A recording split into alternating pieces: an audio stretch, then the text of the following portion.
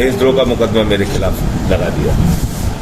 और क्यों? क्योंकि मैंने सरकार का जातिवादी चेहरा सामने किया। तो आम आदमी पार्टी उत्तर प्रदेश में 24 करोड़ जनता की सरकार चाहती है, जातियों की सरकार हमें नहीं चाहिए। हमें जातियों की सरकार नहीं चाहिए। जातियों की सरकार ने हमारा कोई भला नहीं किया। हमें 24 करोड़ जनता की सरकार चाहिए। और इसलिए अगर कोई जातिवाद के आधार पे हत्यारों पे कार्रवाई नहीं करेगा, बलात्कारियों पे कार्रवाई नहीं करेगा, तो हम उसके खिलाफ लड़ेंगे। आपको जितने मुकदमे करने हैं कीजिए। 14 मुकदमे हुए मेरे खिलाफ। 14 मुकदमे किसी माफिया पे नहीं हुए 4 महीने में। मेरी पार्टी का दफ्तर बंद करा दिया, देशद्रोह लगा दिया।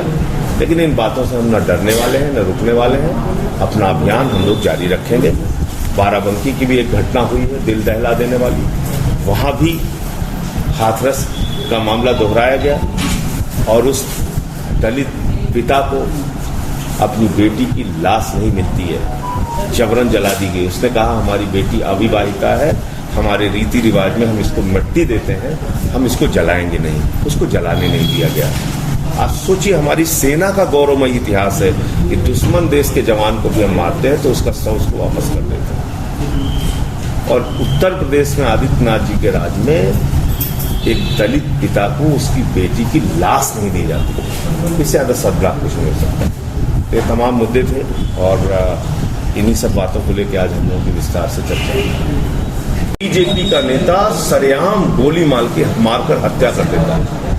और बेशर्मी देखिए कि बीजेपी का विधायक उसके साथ खड़ा है, सारी सरकार खड़ी है, अभी तक उसकी गिरफ्तारी नहीं हुई। तो ये इस बात को दिखाता है कि आदित्यनाथ जी का राज जो है वो बलात्कारियों और हत्यारों को बचाने के लिए चल रहा है, बेटियों को न्याय दिलाने के नहीं, पीड़ितों को न्याय दिलाने के लिए नहीं चल रहा है। दलितों, पिछड़ों, अल्पसंख्यकों के साथ, ब्राह्मणों के साथ खुलेआम हत्या की, बलात्कार की, डकैती की, अपहरण की घटनाएं हो रही हैं और उस पर उनको न्याय नहीं मिल रहा है। लड़कियां मौत को गले लगा ले रही हैं, लेकिन उनको आदित्यनाथ जी से न्याय की उम्मीद नहीं है। तो ये सारे मुद्दे हैं।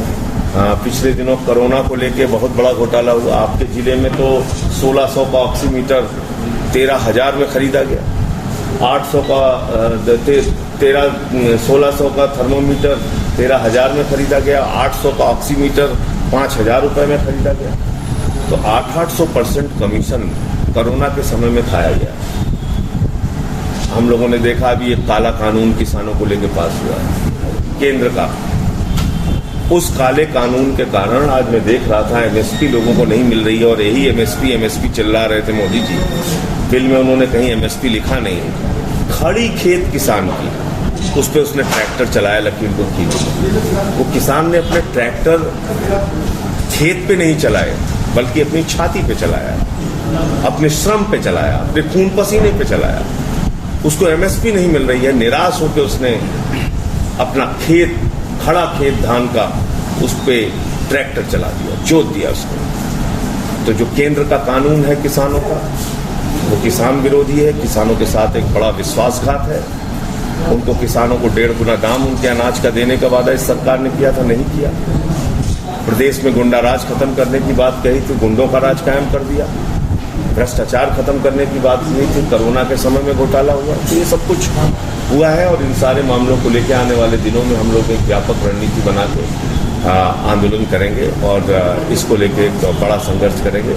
पिछले 4 महीने उसको न्याय नहीं मिला तो उसने आत्महत्या कर दी।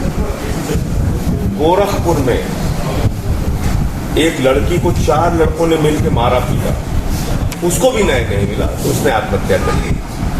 पटरौना में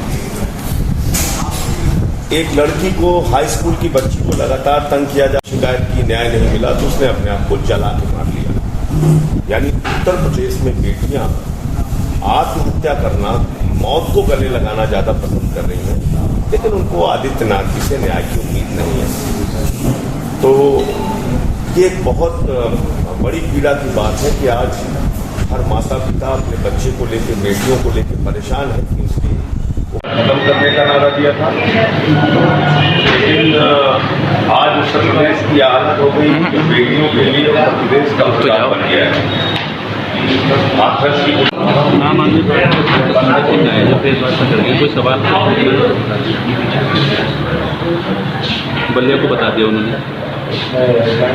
हाँ।